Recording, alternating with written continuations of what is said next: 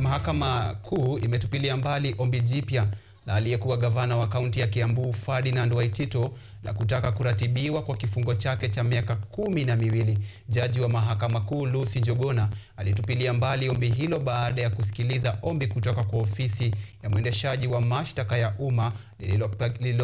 lililopinga kuratibiwa kwa kifo cha mwanasiasa huyu mkongwe aliyeko gerezani kwa makosa yanayohusiana na ufujaji wa mali ya umma kwa njia ya kifisadi.